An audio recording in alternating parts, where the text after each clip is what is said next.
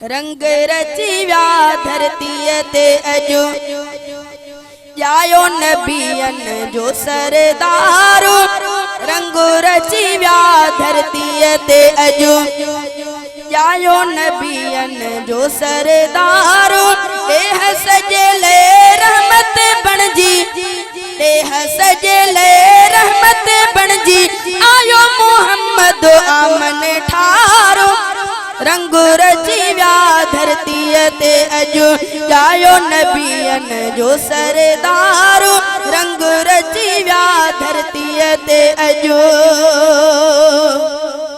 सिजो खुशन जो उभरी पियो आ, छो त सिराजो मुनीर जमियो आ।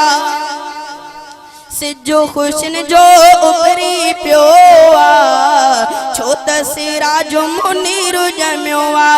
रोशन थी वई दुनिया सारी, रोशन थी वई दुनिया सारी, हक जो थियो हर हंध चमकारो।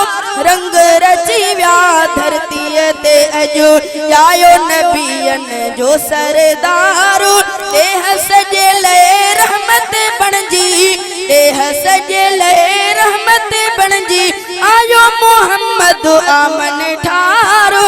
रंग रची व्या धरती ते अजो विरद दुरूद जो सारा वधायो, प्यारे मंझा मौलूद बेगायो। विरद दुरूद जो सारा वधायो, प्यारे मंझा मौलूद बेगायो।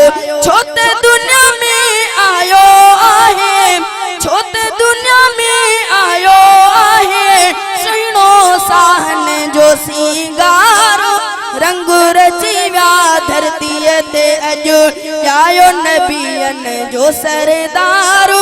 देह सजले रहमत बणजी आयो मोहम्मद आमन ठारो। रंग रची व्या धरती ते अजो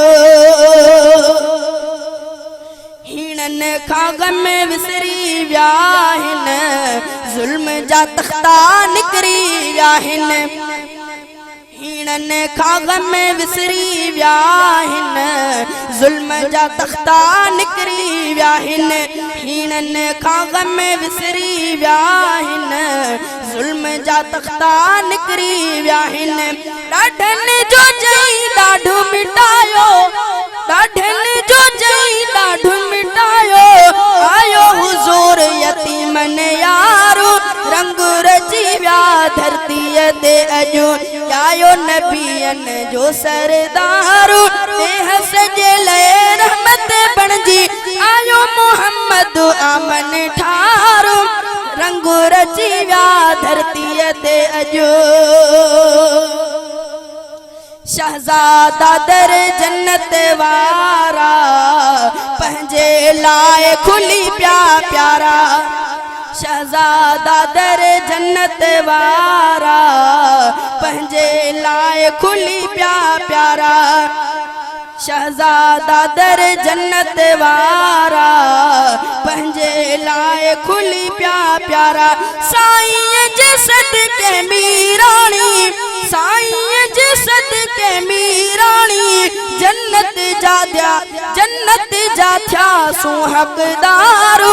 रंग रची व्या धरती ते अजो जायो नबियन जो सरदारो। देह सजले रहमत बणजी आयो मोहम्मद आमन ठारो। रंग रची व्या धरती ते अजो।